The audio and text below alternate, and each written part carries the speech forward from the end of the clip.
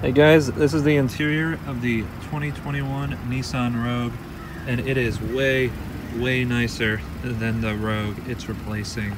So let's take a look at some of the few things that make it so luxurious. Now keep in mind this is the Platinum, so it is the top of the line trim, but still this is pretty good for its segment and its price. Check out all of the wonderful perforations and stitching in the seat. It's very comfortable, uses Nissan zero gravity technology for this seat.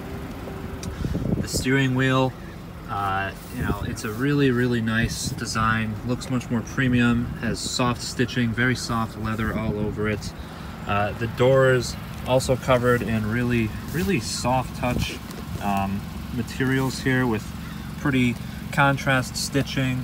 You have some interesting surfacing going on there. The dash, you get a two-tone, so you can see black and brown up top here, and that carries over all the way to the other side where you get this fake wood. It looks like a really nice open pore wood, but when you touch it, it just feels like plastic. Still, a really nice touch of something that looks great. And then on top of all the much nicer looking materials, there's a lot more going on electronically here too. You have a fully digital instrument cluster, which is quick, responds right away when you're toggling through the screens, gives solid information. Feels a lot more upscale than many of the other analog instrument clusters. You also have this big screen right here. This has wireless Apple CarPlay actually as an option, which is something nice to see. And then forward here we also have a heads-up display, so just full of screens and information that you can check out.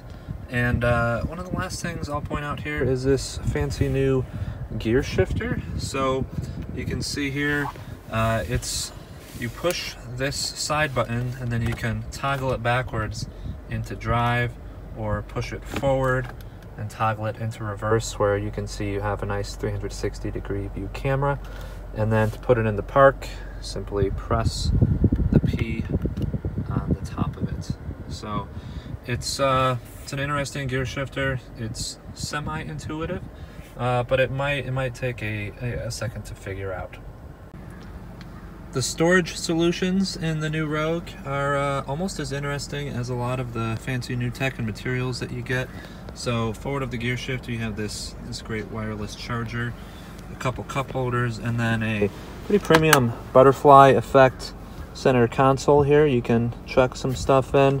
But below all of that is this big cavernous center area with a nice rubber mat on it. It's pretty tall. Imagine you could fit a purse or a whole number of things in there, and you can see it passes through all the way to the passenger side, so both you and the passenger can use it. Let's go to the back though. Now, backseat passengers are not completely left out to dry.